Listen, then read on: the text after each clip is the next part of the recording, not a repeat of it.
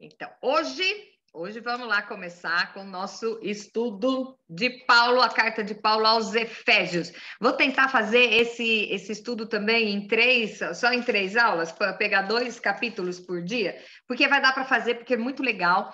E assim, é muito interessante que você vê o que Paulo, depois da conversão dele, que ele foi chamado para pregar para os gentios, tudo que ele fala para a separação dos judeus e do gentio. E o gentio, quando a gente fala, você acha que é o pecador, o herege, o enviado do capeta. Não, gentio é tudo aquele que não é judeu, tá? Então, ele esclarece muito bem isso na carta dos Gálatas. E aqui nos Efésios, ele também continua, mas agora ele já começa, da carta dos Efésios, dos Filipenses, ele já começa a mudar o teor da carta, tá? Então, ele sempre começa no capítulo 1, carta aos Efésios, capítulo 1, no versículo de 1 a 14, de 3 a 14, né? Ele fala, é legal porque ele começa dando uma, digamos assim, ele se apresenta, uma dedicatória, né? E ele começa assim: bendito Deus, nosso Pai Jesus Cristo, que nos tem abençoado com toda sorte de bênção espiritual nas regiões celestiais em Cristo. Assim como ele nos acolheu nele antes da fundação do mundo para sermos santos e irrepreensíveis perante ele em amor. Neste texto, até tem outro versículo que diz: e nos predestinou para ele, para a adoção de filhos por meio de Jesus Cristo, segundo o beneplácito da sua vontade. Gente, isso da Bíblia é legal, a gente tem aula de português clássico, tá? O beneplácito é o irmão do... Como é que é? Sobremaneira, são umas palavras que você só encontra na Bíblia, tá? Mas, em bom português, você vai entender o que é. Bom, parênteses à parte, o que eu quero falar aqui? Existem muitas pessoas que se firmam na teoria, na teologia da predestinação, tá? Então, é assim, existem as teorias, não estou falando de coisa, né, que não são fundamentadas na Bíblia, eu levo em consideração as coisas que são fundamentadas. E a predestinação é uma teoria baseada nesse texto, que diz o seguinte: todos, porque o Paulo fala que nos predestinou para ele, para a adoção de filhos, ok? Beleza. Nos predestinou. O que é predestinar? É dar um destino prévio. Então, o predestinado, ele acha que se ele nasceu para ser predestinado, nada pode acontecer no meio do caminho. Então, ele pode levar a vida que ele quiser, que um dia vai cair a ficha e Deus vai resgatar, porque ele foi predestinado, tá? Então, é uma coisa que meio, se todos fossem predestinados, todos não, alguns, né? Porque a Bíblia diz que uns são salvos, outros não. Se eu creio na predestinação, então eu te pergunto, para que eu vou evangelizar? Certo? Porque se ele é predestinado ou não, e aí eu conheço uma menina que a gente brincava e falava assim: meu Deus do céu, acho que essa não é predestinada, brincando, porque eu não creio nessa teoria. Eu vou explicar a minha crença, o que eu penso de mim, tá? Mas tem gente que parece que você fala e a ficha não cai. Aí os predestinados já dizem: não, é porque esse não é predestinado, que parece que é tudo tão óbvio, ele já passou por tantas coisas na vida, já teve tantos encontros e nada acontece. E tem gente que do nada, entendeu? Se encontra com Cristo e tem a vida transformada. Então, o predestinado crê nisso. O que eu creio? Deus predestinou todos para a adoção de filhos por meio de Jesus Cristo, ok? Beleza. Porém, Deus te deu o livre-arbítrio. Você foi, então, assim, Deus tem um destino para você. Deus tem um projeto de vida para você, tá? O projeto inicial, o script. Teve uma época que eu punha no aniversário do povo assim, né? Siga o script que Deus escreveu para sua vida. Tem certeza que esse script vai ter um final feliz, porque é verdade. Porém, nós temos o livre-arbítrio. Deus não muda o script que ele deu para gente, mas você muda, você pode sair fora. E aí, às vezes, Deus entra com o plano B, tá? Então, isso acontece em muitas ocasiões. Então, eu vou dizer para vocês, eu particularmente, eu creio que Deus nos criou e Ele nos ama ao ponto de nos predestinar para a salvação, porém, a decisão é sua, porque Ele te deu o livre-arbítrio, tá? Então, a ideia inicial dele é que todos sejamos salvos, certo? Tanto que ele criou o homem para não morrer, por isso que a gente não se conforma com a morte, porque o homem não foi feito para morrer, a morte é consequência do pecado, tá bom? Então, se ele predestinou para que nós sejamos salvos e você optou a seguir o projeto dele, você vai ter um final feliz. Seguir o script, você vai ter um final feliz. Isso é o que eu digo da minha opinião, o que eu acredito. Existem pessoas que têm outra teoria, acham que se você nasceu para ser predestinado, pode acontecer o que for na sua vida, que você não vai sair do rumo. E se você não foi predestinado, dançou, negão. Eu já não creio nisso, eu acho que a salvação é estendida a todos, tá bom? Então, vamos lá. Para o louvor de sua glória, que nos concedeu gratuitamente no amado, no qual temos a redenção pelo sangue de Jesus, a remissão de pecados segundo a riqueza da sua graça. Até aí acho que tá beleza, né? Que Deus derramou abundantemente sobre nós em toda sabedoria e prudência, desvendando-nos o ministério da sua vontade, segundo o seu beneplácito, que propuseram em Cristo, de fazer convergir nele, na dispensação da plenitude do tempo, todas as coisas, tanto as do céu como a da terra. Então, ele está aqui explicando qual é o único responsável pela nossa redenção, tá? Que é Jesus Cristo. Então, ele vai. Nele, digo, no qual fomos também feitos heranças, predestinados segundo o propósito daquele que faz todas as coisas conforme o conselho da sua vontade, a fim de sermos, para louvor da sua glória, nós, os que de antemão esperamos em Cristo, em quem também vós, depois que ouvistes a palavra da verdade, o evangelho da vossa salvação, tendo nele também crido, fostes selados com o Espírito Santo da promessa, o qual é o penhor da nossa herança, até os resgates da sua propriedade em louvor da sua glória. Então, isso aqui ele está dizendo o quê? Todos foram criados, tá, para a salvação. Porém, deu ruim no meio do caminho. E o que acontece? O plano B, que de repente virou o plano A de Deus, é Jesus, que ele nos fez por herança, ele que nos religou, ele nos redimiu, ele nos voltou ao relacionamento com Deus, somente através dele, tá? Então a pergunta é: quem é o único responsável pela nossa redenção? E a resposta é Jesus Cristo. E Paulo aqui explica esmiuçadamente que tudo que Jesus fez para isso, tá bom? Pergunta 2. O que é necessário para que possamos ver e entender o projeto de Deus na nossa vida? Então, mas se Deus nos predestinou e ele tem um script para nós, a Bíblia diz lá nos Salmos que ele nos conhece pelo nome desde quando éramos substância informe no ventre da nossa mãe, tá? Então, os abortistas que morram com essa história. Por quê?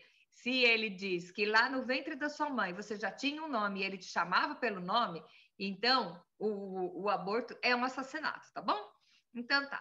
Se ele conheceu isso, se ele tem um projeto, como que nós vamos reconhecer o projeto? O que é necessário para que a gente saiba o que Deus quer da nossa vida? E aí ele vem falando. Por isso também eu tenho ouvido a fé que há entre vós. Ele está falando na carta para os Efésios, tá? Que é o pessoal, a igreja de Éfeso. Então, o amor que vocês têm para com todos os santos. Aqui os santos, gente, o santo, a palavra santo é separado, são os crentes, tá? Não cesso de dar graça por vós, fazendo menção de vós nas minhas orações. Paulo orava pelos Efésios, para que o Deus do nosso Senhor Jesus Cristo, o Pai da glória, vos conceda o espírito de sabedoria e de revelação no pleno conhecimento dele. Iluminados os olhos do vosso coração, para saberdes qual é a esperança do seu chamamento, qual a riqueza da glória da sua herança nos santos, o qual a suprema grandeza do seu poder, para com o que cremos, segundo a eficácia da força do seu poder. Aqui, o Paulo é engraçado que ele quer falar um negócio e ele vai desmembrando para certificar. Então, ele sabia que essa carta não ia só diretamente para a igreja dos Efésios, porque ele explica de novo tudo aquilo que, teoricamente, a igreja já sabia, tá? Mas ele explica de novo qual é o trabalho de Jesus aqui. E aí ele coloca... Porque o versículo aqui mais interessante aqui é que para que ele ora para o Senhor, para que Deus, o Deus e nosso Senhor Jesus Cristo, conceda o espírito de sabedoria e revelação no pleno conhecimento dele, tá? Então, o que é necessário para você entender o projeto de Deus na sua vida? É ter o espírito de sabedoria e revelação. Como você vai ter a revelação de uma coisa que você não tem contato? Então, o que é a revelação? Você lê um texto e entender. E a sabedoria é saber usar. Ah, então tem diferença? Tem. Sabedoria é saber usar, tá? E a revelação é abrir a sua mente e falar, pô, não sabia que era isso. Então, o que acontece? Como você vai saber isso? Estudando a palavra. Então, você vai estudando a palavra, você ora, pede para Deus te dar o espírito de sabedoria e revelação, e aí o que acontece? Você vai entender qual é o projeto de Deus para sua vida. É isso que Paulo está falando aqui. Resumiu, ele precisou de 8 versículos para resumir isso aí, tá? Pergunta 3. Qual é o caminho que nos tira do pecado para a salvação e como isso é feito? E aqui ele volta nesse texto todo explicando que o caminho é somente Cristo e através dele, porque dele e por ele e para ele são todas as coisas, tá? Então aqui ele vai começar no capítulo 2, nos 10 primeiros versículos, ele vai começar a dizer tudo o que Jesus fez por nós, tá? O que ele teve que fazer? Então, ele fala que nós não éramos nada, a gente estava tudo perdido nos nossos delitos, e que quem reinava na nossa vida era o espírito do mal, e aí ele veio, nós tínhamos a natureza da ira, a natureza pecaminosa, e aí Deus, em sua rica misericórdia, mandou Jesus, e pela graça sois salvos, e aí Jesus veio e fez esse caminho, e é ele que nos leva a sentar nos lugares celestiais. Então, eu vou explicar uma coisa aqui. Qual que é a história que você ouve lá, que Jesus é o sacerdote? O que o sacerdote fazia? O sacerdote ia no templo e apresentava o sacrifício no templo para expiação dos seus pecados, certo? Então, o que era? O sacerdote tinha aquelas roupinhas lá, tinha um sininho, tinha uns negócios, e quando ele ia entrar, ele tinha uma cordinha no pé. Sabe por quê? Porque ninguém podia entrar no Santo dos Santos, só o sacerdote, e ele tinha a cordinha no pé. Então, enquanto o povo estava lá fora do Santo dos Santos, ouvindo as campainhas, os sininhos, vocês sabem como é que é aquele negócio redondinho assim, que tem né? E ele ficava mexendo, o pessoal, ele está vivo. Só que se ele tivesse algum pecado, ele era fulminado lá dentro. Então, o que acontece? O povo ficava escutando. Parou o sininho, eles puxavam o sacerdote pelo pé, porque não podia entrar. Isso é lá a tradição do judeu. Então, o que acontece? Nós vamos ver Paulo falando lá para frente, que Jesus é o sumo sacerdote. Por quê? O que ele faz? Ele nos pega pela mão e nos coloca na presença de Deus, em frente do trono, ele que nos leva. Então, ele é o sumo sacerdote, é o maior sacerdote, porque só ele tem capacidade, não para pagar os nossos pecados, ele já pagou, mas nos introduzir na presença do Senhor, tá? Então, essa visão do sumo sacerdote é o quê? Ele nos pega pela mão e nos põe de frente do trono da graça. Gente, que coisa linda isso! Que coisa linda. Você não ganha um passe para entrar sozinho e um mapinha, se vira. Não, Jesus pega você pela mão e te apresenta. Então, para a gente, não tem muito a ver, porque nós não conhecemos muito bem a cultura do judeu, mas como Jesus era judeu e o projeto da salvação veio para o povo, então o que acontece? O judeu entende muito bem isso, a profundidade disso, mas nós somos da época da graça, nós somos via Jesus, embora ele tenha feito isso, nós não temos exatamente a dimensão do que era isso, porque nós já somos livres da lei, tá? Isso era de acordo com a lei. Então, a pergunta é, qual é o caminho que nos tira do pecado para a salvação? Isso interessa para mim hoje, somente Cristo, por ele e através dele. E aí, Rebeca, só um minutinho. E aí, a pergunta 4. Quais as palavras que resumem o plano da salvação e que temos que memorizar? Quais são as palavras que resumem o plano da salvação? Está lá em Efésios 2, versículo 8 e 9. E está escrito o seguinte: porque pela graça sois salvos, mediante a fé, e isso não vem de vós, é dom de Deus, não de obras, para que ninguém se glorie. Então, vamos ter isso na cabeça. Vamos ter isso na cabeça. O plano da salvação se resume do quê? Pela graça sois salvos mediante a fé.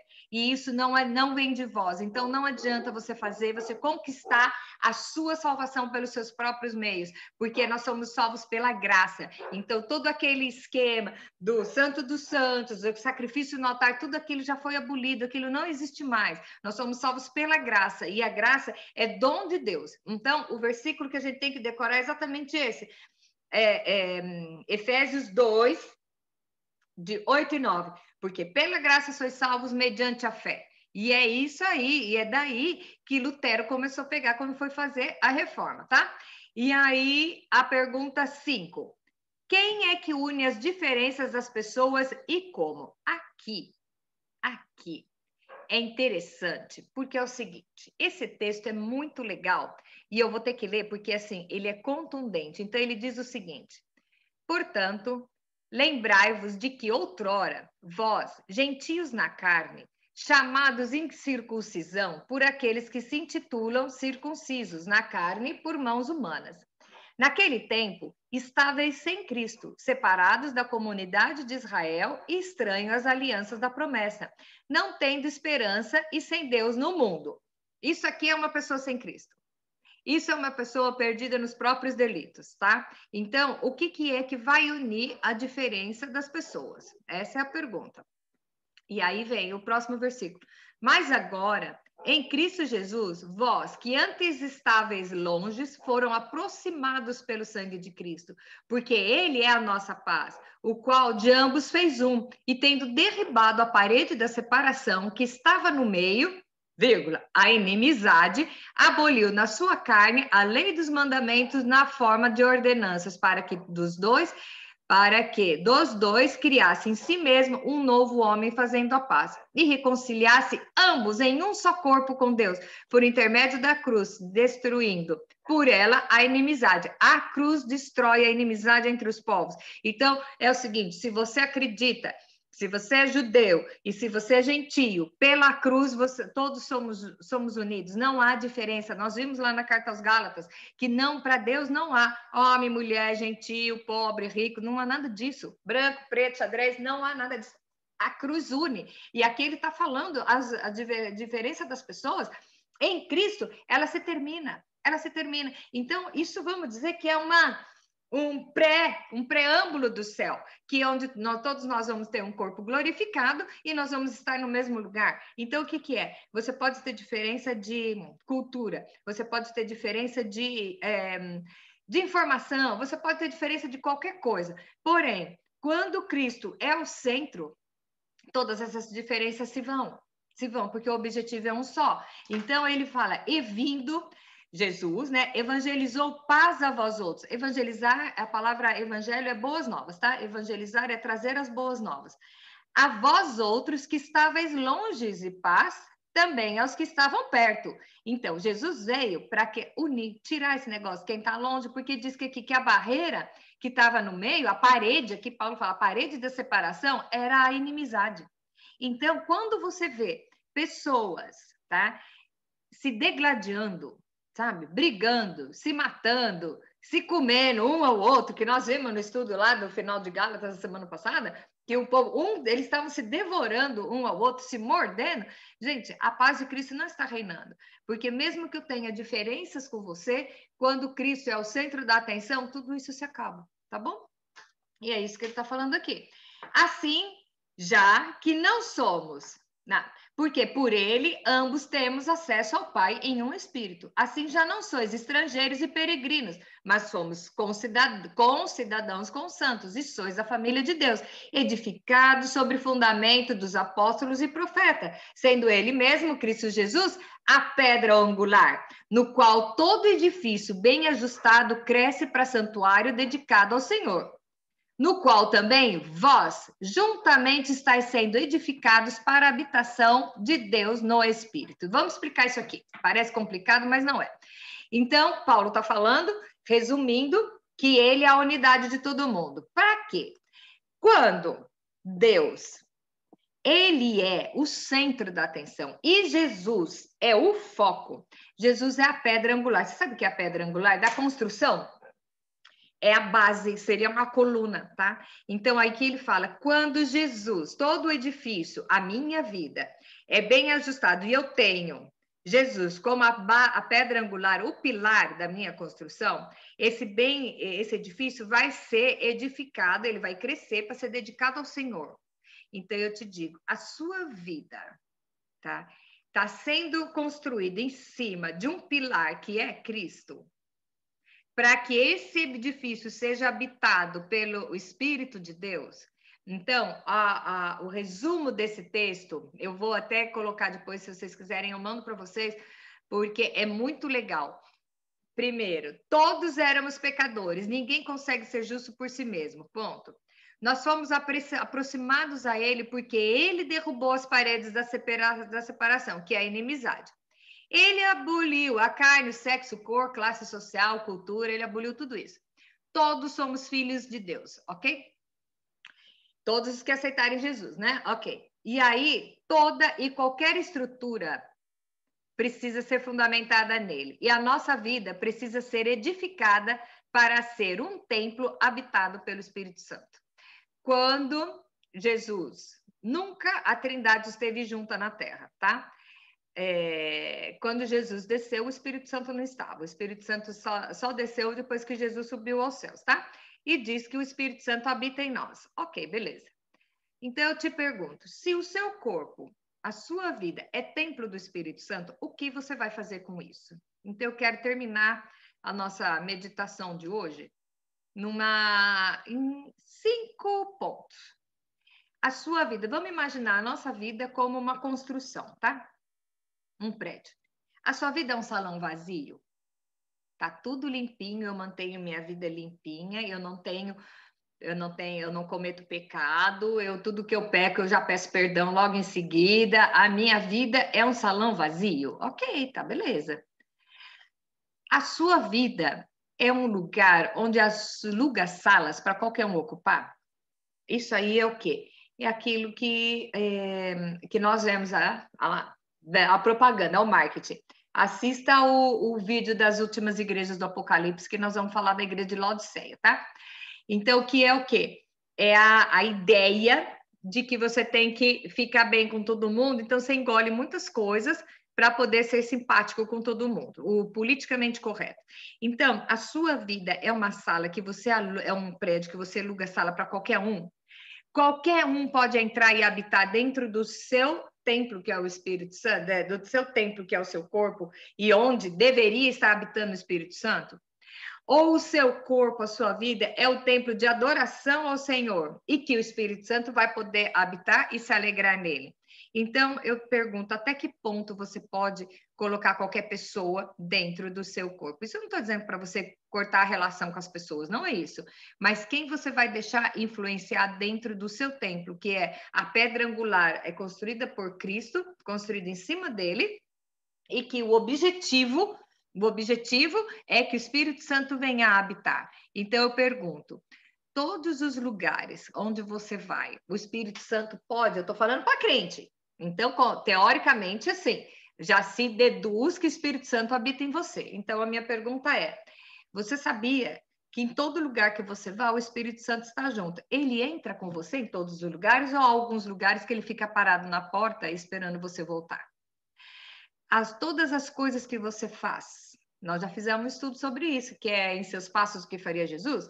Então eu pergunto, até que ponto as coisas que você faz no cotidiano, o Espírito Santo está lá e está dizendo, ok, beleza, é isso aí ou não?